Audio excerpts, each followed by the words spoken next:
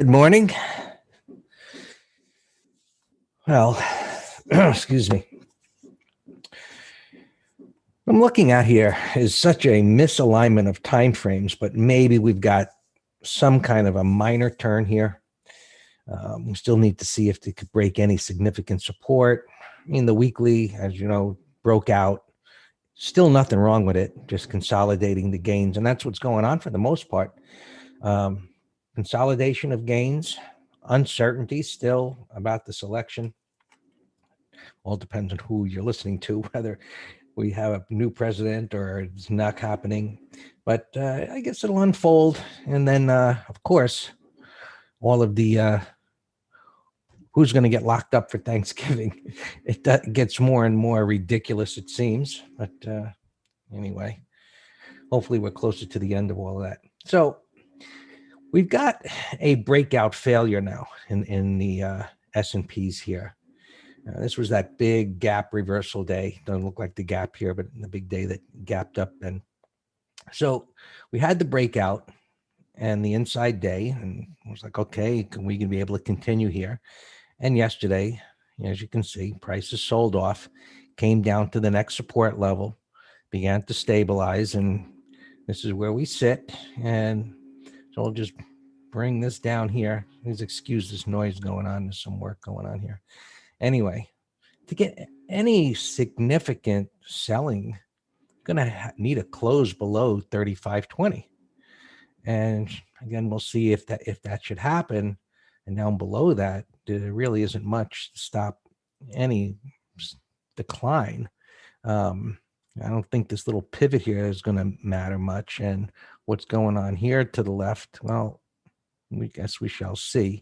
That could be the downside target today, as things look like they're beginning to roll again. And of course, that's right here. So I've got a bunch of lows there. So this is going to make for more choppy price action. And that's exactly what we should expect when we have reference points of support and resistance relatively close together, like they are, because traders, stop it there, then they stop it there. And those of you that are new to Master Trader and go, what is this void concept? Well, if we enter it, you'll see. This is where the momentum will really pick up to the downside. So we'll just have to see how this unfolds. Kind of choppy price action. It is what it is. And this could be a high in place. Let's take a look at the internals for a second. Which yesterday, as we came into the day, they were neutral. And interestingly, and part of this, I suppose, is, you're dropping off old data, but there was a relatively low level, more call buying than put buying, and it just missed pushing the moving average up to the bearish level. Maybe that's just close enough. We shall see. And we're today, how today unfolds. And you can see breadth went negative yesterday, as you would expect. But still, the option traders are still stepping up in anticipation of a higher market, buying more calls and puts. And this gives you a clearer view. We'll get to the spiders. But the beginnings of an M top coming in place, looked at the fact that the breadth got to a bearish level here, but sentiment didn't agree, so no signal. So now, as this was retesting this gap reversal on the spiders, that down day, excuse the red line, but if it breaks below, that's just above this 350 line, that's where the downside picks up some steam on a break of the middle of the M there. No, Tom, I didn't say that. We got a joker here in YouTube there. Anyway. All right. Let's get to the next market.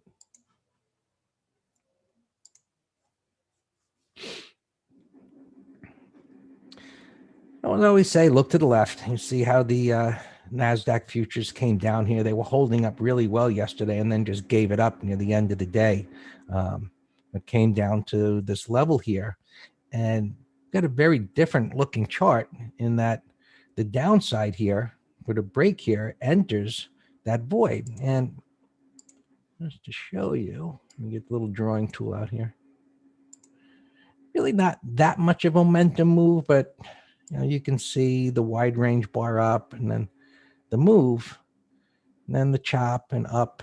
So you've got a lot more time correction here going on in the Nasdaq futures. And so when we look at this void concept, it's about price movement, rapid price movement, and then movement over time. So we really don't have much of the rapid price movement, but we've got a lot of movement over time here, making this rounding top. So below this 11,800, it opens up the door. We just look to the next level below, and that's pretty far away, which is that low here. But the deeper prices move into these levels where you've got these wide range bars, not that this chart is all that bullish, because this is where it's been underperforming, but the bullish case, as you even, let's say, try to stretch it here within this trading range, begins to fall apart. There's that big move up and then the pullback and looking to make the higher low, and we're just into really messy price action here. And the weekly chart, while it's still in the same trading range, you've got this giant wide range bar, which is bullish. So trying to stay on the bullish point of view, right, here, we want to see the Nasdaq stay in the middle of this big wide range bar. So a lot of waiting and seeing, but as I said yesterday in the green room, maybe this corrective price action that looks like it's going to continue further, just sets up the seasonality of the bullish move, before and after Thanksgiving. And that's, I think, good, because you get more of a corrective price action. It means more room to the upside.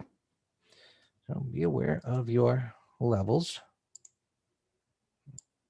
And if you're not watching, depending on your software, most of them you just, and this one here, TC2000, just right click and set an alert.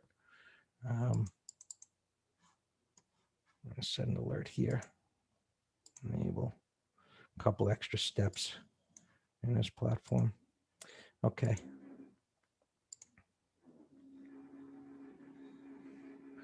So the Dow has the same little breakout failure there. It's under the inside bar yesterday, and now well under the breakout bar. And these patterns historically mean it's coming lower. So again, similar to the S&Ps, a push below this level here, right? A push below there opens up the door to significantly lower. So at this point, I would just expect, that this move down, while it's holding right for the moment, that this is where most are going to want to buy. You've got the beginning of a momentum move lower. It tried to stabilize in the middle of nowhere, nothing there. Maybe one of these fancy fine tools were there, got some stabilization, and now it breaks, and it's into minor resistance and beginning to roll back over again. So on the long side, even for an intraday trade, the ideal scenario would be a move down here. The faster, the better. And then possibly a pattern like this, right? Little retest patterns. And then, we flip to the long side.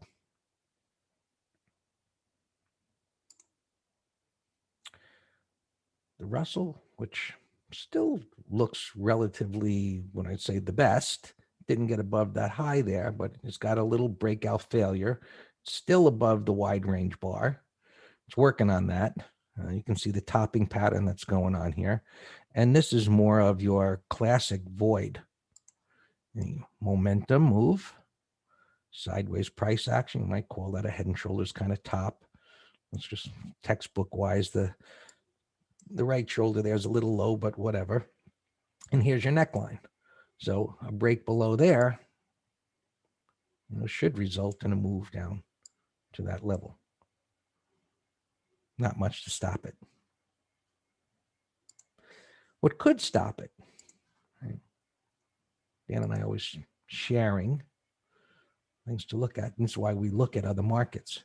While the Russell has plenty of room to fall, let's say the S&Ps get down to its reference point, or the NQs, well, they got plenty of room to fall as well.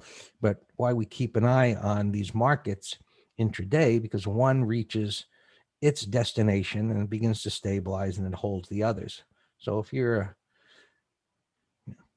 a equities trader in the futures market, you want to keep an eye on multiple markets to be aware of when they reach different reference points, because they stabilize there. Bonds up here a little bit. That's your typical inverse relationship with equities. Really not doing much here, but holding that level that we talked about for months.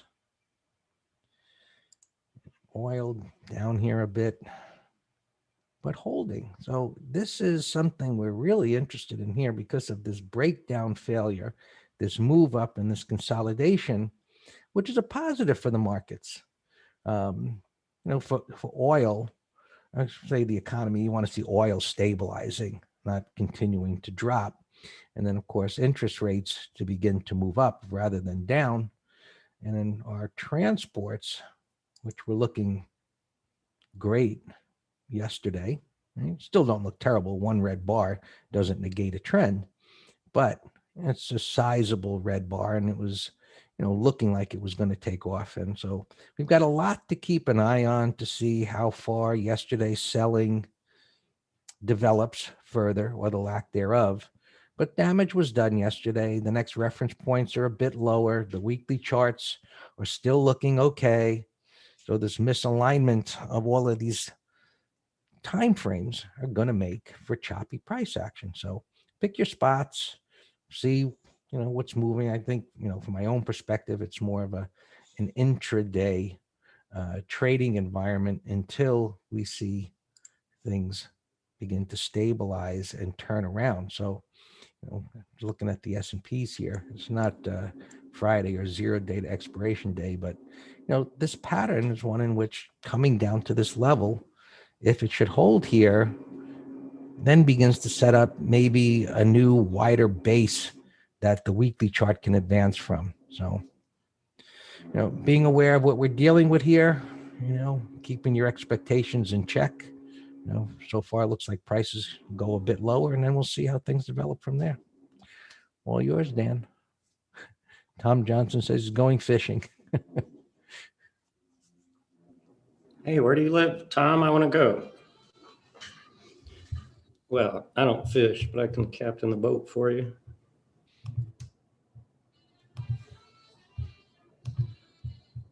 All righty.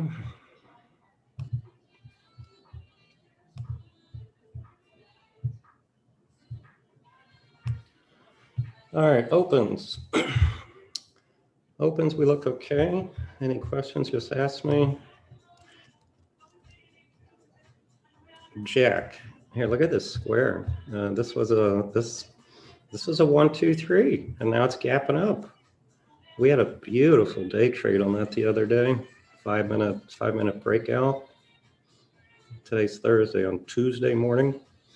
But that looks great. Square. Maybe we'll do a put spread for next week. Maybe a day trade. Let's put it on a 5-minute window. See if maybe we get a W bottom or something.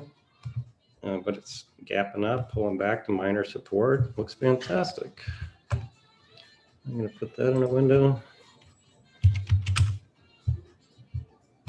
Jack. Jack. Gapping up to 92. It's a big gap, but it's definitely worth watching on a pullback. Isn't it amazing how some of these restaurants have recovered like this and even making all-time highs? I mean, you heard me mention Hilton. Look at that. Look at the monthly right here. Big recession. They're still in monster pain. Oh, we don't care. We'll go back to all-time highs. Just some amazing moves out there. Yeah, Builder, I posted yesterday. And yeah, Builder looks fantastic over the high. Absolutely. A BLI getting whacked. No pattern though. Could be a call spread candidate. HPR went up pre-market, back down. No pattern right now, up a little bit. DNK. DNK down a little bit. No pattern. I don't know what sector this is in, but my guess would be either blockchain. Blockchain's back in vogue, and you know, EVs they call them, electric vehicles. They've been on fire recently. This little guy talking about blockchain, or no, not blockchain. I'm talking about EVs. He texted me this morning. He's one of these Robinhood guys. Let me tell you what he said here. You may want to take a look at WWR, lithium and graphite mining for EV vehicles, and blah, blah, blah. And I like it. Look, gapping up here, 531. That's a 30-minute high idea. I'm going to put that in a window. WWR.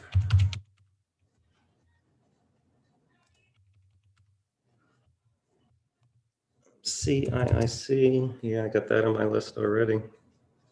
There's nothing to do with it, though. There's, you know, you give me these things and I don't know what you want to do with them. Workhorse is now down a little bit. No, Tiffany. Oh, Highlanded, yes, yeah. I was thinking you were talking about Ballard. Ballard is over the high. Robert, reverse split. Yeah, you know, whatever. I'm just a pattern trader. Workhorse over the high. No, I wouldn't do over the high because then it would be extended. I would wait for an intraday setup. Futu, yeah, that's on my list.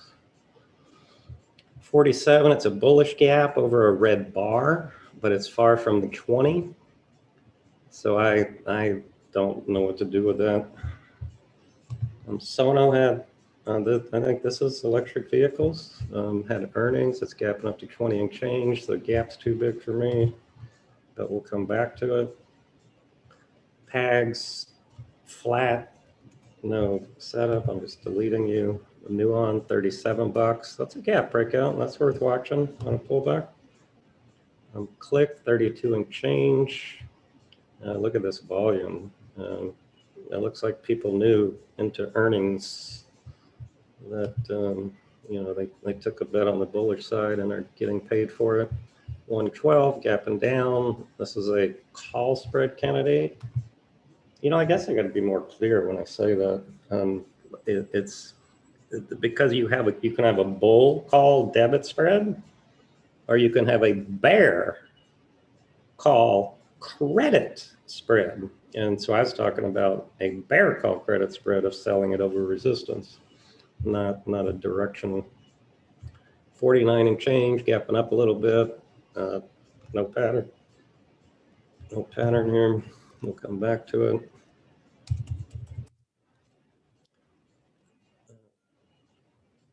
$10.40. Yeah. That looks like another little toy. Something's up with it today. I have no idea what, but my guess would be blockchain stuff. And see, that's what happens. And I mentioned that in MT Live actually yesterday, that I said if we're in a hot sector, and then, you know, the junk starts to move, like even that WWR that you said reverse split, as long as I get a good pattern, you know, you got the Robinhood people playing with them, and I mean, look what Riot did. Look what Riot did on Tuesday. Now you could say the same thing about this, that, you know, it was a dog, but that was an impressive breakout. And then Bentex day trade over the high. Yeah, I'd say 30-minute high. It's a little sloppy. LB huge call buying. Well, yeah, that's a gap up on earnings, and that's a bullish gap over a red bar. Now, hypothetically, if this were gapping just to the low 36s, then that would be an amazing bullish 5-minute high gap trade. Because then you got a shock pattern, you got a price void, but now the gap's too big. So you got to just put it in a 5-minute window and watch it.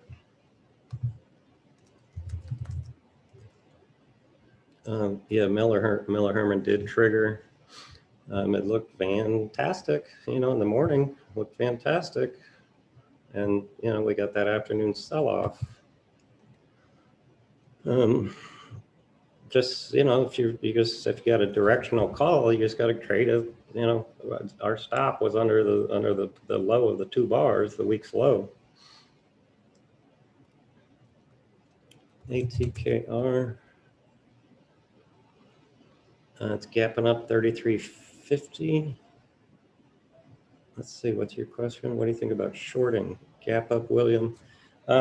It's a watch, maybe, as a gap and crap. So William, you just got to put it in a 5-minute window. I mean, this thing could run another $5. Who the heck knows? I don't. But you can put them in a window because, see, this was controlled. This was controlled bullish, and it started out of this pro gap. So that's a power move. Robert's asking about Nuon, $37. It's a bullish gap. You can watch it on a pullback. Bullish gap. I already looked at Solo. 770. Yeah, I mean, the day to enter this was this breakout bar on volume right here. You're chasing. I mean, there's no compelling pattern on the daily. You can put it in a window and see if it sets up for a day trade. All right, let me continue here. Bly, let's see, I already did that. Yeah, new one I had on my list already. Click, 32 and change on a pullback. Keys down a little bit, 112. Could be a day trade short, but you need a bounce because it's fallen, from yesterday's breakdown down $5. Billy, top of the range. No, this was BLI. All right, we'll keep an eye on them. Cub gapping down $62. It's now in a trading range. Remember we did a pre-earnings trade on this. Remember the bullish 1, 2, 3? And we had a nice 2-day. We had a nice 2-day run. Pre-earnings. Go over the weekly highs. Nah, there's no pattern or price void. Nah, that's a mess. Yeah, call spread on Visa. There's yeah, I think I said yesterday. Somebody asked me. I said, yeah, over 215 is fine if you get good credit. AGR. I can't tell where it's gapping, and it's Dallas. We don't short after fluid bars like this. So this one, you got 6 red bars in a row on the 200 and major support. We need a breakdown from consolidation or some type of continuation pattern, which is actually going to be the subject of next week's MT Live. So like that, I mean, this is a continuation pattern. This is bullish consolidation here. So this one, let's watch 30-minute high. If it can get over all this consolidation, I like it. Shoe Carnival, it's a mess. I got no interest. Jack, we looked at. Lima Bravo, we looked at. I like it. NDAC, I saw a spokesperson on the phone, CNBC, that they're buying a company, but I see there's no pattern there for me. Angie, it's flat. There's no pattern. John Newman, it looks like dead money to me. It's dead money, unless look at NVIDIA had earnings. This was a pattern talking about dead money, where I said it looks like whichever way it gaps.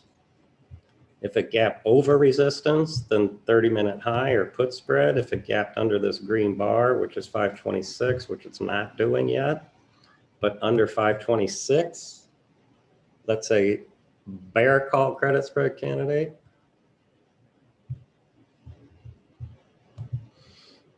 Barry 57, we looked at that. It's a bullish gap, but it's extended. ATKR, we looked at that. Possible gap and crap. ONEW, it's garbage. I'm just gonna delete you. NT's 88 bucks, gap into resistance. I got no interest. CSIQ 39, I got no interest. It's on a trading range. Kiwi, no interest, going sideways. Brick, no interest, no pattern. Bravo Juliet had earnings, gapping down 41. McGraw, here's a condor candidate. Out of the, if you 44 and above call spread, 37 and below put spread. Dunking, yeah, I was watching the last 2 days. Remember yesterday we MT Live the turn, TURN, and yes, it made the turn, but very, very sloppy one. FANG, yeah, we're in FANG. I moved the stop under today's Thursday, under Tuesday's low. Algin, bear call. It's in the biospace, and I would actually prefer a bigger pivot of resistance. But if it's for tomorrow, then yeah, you can do it over Monday's high. You can do it short term. Kindi, that's a bottoming pattern. FANG, FENG. Wow, look at that big old gap. That was my take. Is the two hot sectors, particularly for these beat up things, are electric vehicles and blockchain right now. So that to me, naked. This was the one my buddy texted me. Also, he texted me 2 of them. So yeah, I think this is blockchain. It's only 18 cents, so it's a penny stock. But I like the pattern. NVIDIA popping here. Do you remember this YY? We were going to sell naked puts yesterday. We were going to sell the $50 puts for Friday for, I forget what it was. And Greg and I were, we're chartists. We're like, it looks like a no-brainer. And then you all scared me.